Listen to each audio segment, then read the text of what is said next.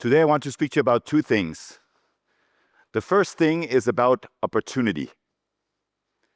The second thing is about being sexy. Now, at Lyrical, we believe that the opportunity in the market is to find the gems amid the junk. So the cheapest stocks in the market. And today is a particularly good time to do so. Number two, being sexy. While the cheapest stocks in the market don't seem that sexy, owning a portfolio of the cheapest stocks, the gems amid the junk, makes for a very desirable portfolio. In the last 5 years, if you had invested in the 20% cheapest quintile of stocks, you would have outperformed the MSCI World Index and the MSCI World Growth Index in a growth market. Now, the opportunity going forward is even greater. We have to look back a quarter of a century to see an opportunity as great as we are seeing today. On this chart, you see in the blue line, the PE ratio of the median stock in the universe going back 20 years to before the tech bubble. And the orange line, which you see on this chart, is the PE ratio of the cheapest quintile of stocks, the cheapest 20% of stocks. And on the bottom, in the shaded area, you have the difference between the two, the gap between the two. And as you can see, the gap in the fourth quarter of 2025 was 110%. And we haven't seen a gap that wide since the fourth quarter of 1999. And we call it a generational opportunity. And amidst the junk, amidst that orange line of cheap stocks, the cheapest 20% of stocks, you do find stocks that benefit from the latest trends, such as, for example, AI. These are 4 of the stocks that we've owned, some of them for a very long time, even before the global value product, when we had just the US value product. And they all benefited from AI, but we found them when they were in the pile of junk, where no one cared about them. Just to take one example, Broadcom, the top one there, which we have held for 4 years in the Global Value Fund, during that period was up 216%. And that outperformed the Mag 7 by 98%. And when we bought Broadcom, it was at a 13 PE. When we sold it in 2024, probably to a growth manager, then it was trading at the mid-20s PE. Now, I'd like to share a few examples of what we currently own, but before doing so, let's just revisit the Lyrical way for those of you who don't know it: value, quality, and analyzability, VQA. So we search for stocks in the cheapest quintile. That is our hunting ground. But among the cheap stocks, it's usually a pile of junk, so you have to find the gems.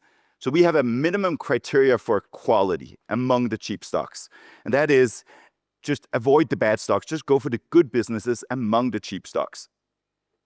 And our minimum criteria for quality is at least 10% return on invested capital, because then we can expect as long-term shareholders to make at least 10% on our investment in that company.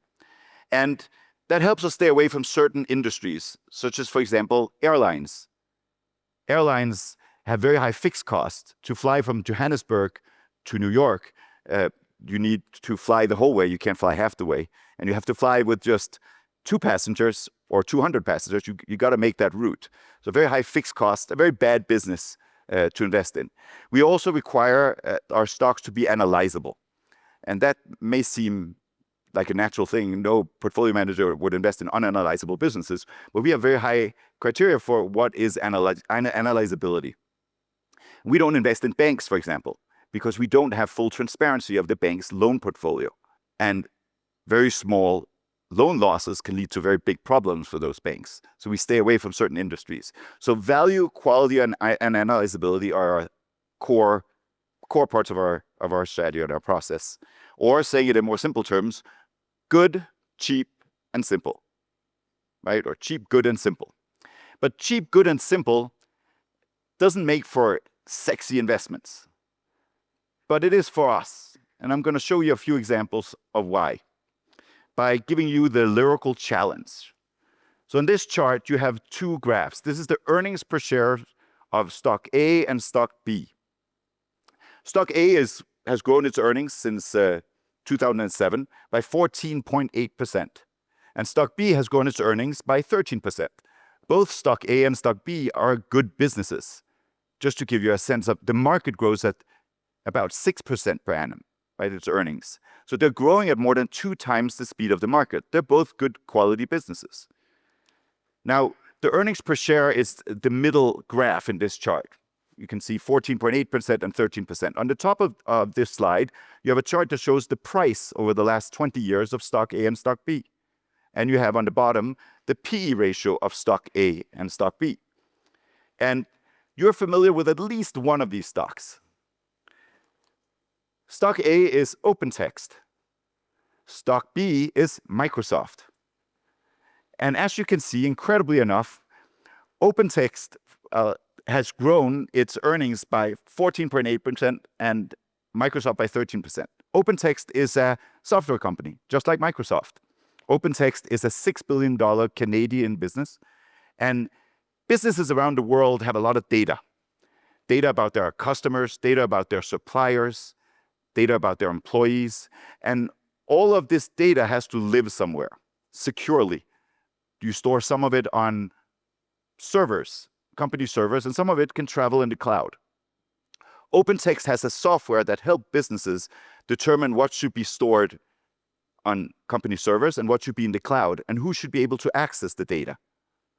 And let's look at it from a lyrical perspective, how we look at stocks: value, quality, and analyzability. So OpenText is clearly cheap, certainly a lot cheaper than Microsoft, right? Trading at just sort of a single-digit PE, the bottom chart in the slide. And in terms of quality, well, it's a quality business. Its returns on capital is it's north of 100%. Great business. Its software is very cheap, but it's absolutely mission critical for the businesses who use it. And therefore, they lose very few customers. Great quality business. And look at how they've invested and reinvested their capital over the last 20 years to grow faster than Microsoft, grow their earnings faster than Microsoft. What about analyzability? Well, it's an extremely sticky software, and it's very analyzable. You lose very few customers, you can analyze that business. So what the lyrical challenge shows you is that you can own sexy tech companies, and you don't have to pay 25 times earnings for them. Let's do another lyrical challenge. Stock A and stock B again. Here, stock A, the orange line, has grown its earnings since 2007 at 9.8%. And stock B has grown its earning at 2.7%. Remember, the market has grown at 6%, right? So stock A has outgrown the market, and stock B has undergrown the market. Let's look at it again in terms of price, earnings per share growth, and PE multiples. So again, we have on the top the price of stock A and stock B, the earnings per share growth of stock A and B, and at the bottom, the PE ratio of stock A and stock B. And what you notice is that they have the same PE ratio, but which one would you rather buy? At the same price, clearly the one that's growing faster. Well, stock A is AerCap, and stock B is the European Bank Index. Now, AerCap is the world's largest aircraft leasing company. It owns about 1,500 aircraft, and it leases these aircraft to airlines at long-term contracts of 8 to 10 years, and then they resell them in the secondary market. And the assets are the physical airplanes that have a clear market value, and the leases are secured by these aircraft. So if an airline doesn't pay, AerCap just takes the airplane and flies it to another client.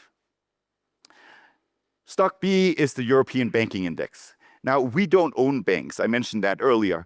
But many of our clients ask, why don't you? They're so cheap. And they are.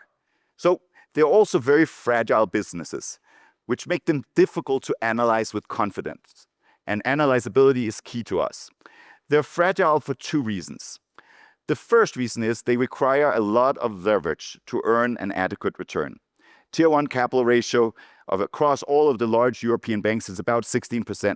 So simply put, for every 16 euros of equity, they have about 100 euros of assets. So very small loan losses can lead to very big problems. And that's the second problem with banks, because if they do have small loan losses that lead to big problems, their shareholders will sell their shares, and the depositors will withdraw their money, and they will lose the trust of their investors and of the depositors. And when you lose trust of your investors and of your depositors as a bank, it's very hard to gain that back. And we all remember the global financial crisis and the European sovereign debt crisis and Silicon Valley Bank and the US regional banking crisis, and most recently Credit Suisse. And these are all very recent in our memory. And this structural fragility and lack of analyzability are central reasons why we avoid banks. And if this wasn't enough, look at their earnings line, their earnings per share growth, the middle part of this slide, middle chart, at just 2.7%. Well, we chose AerCap over European banks.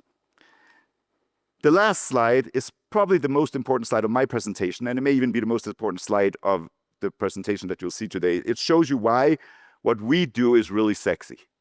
So the left side of the chart is the PE ratio of our portfolio.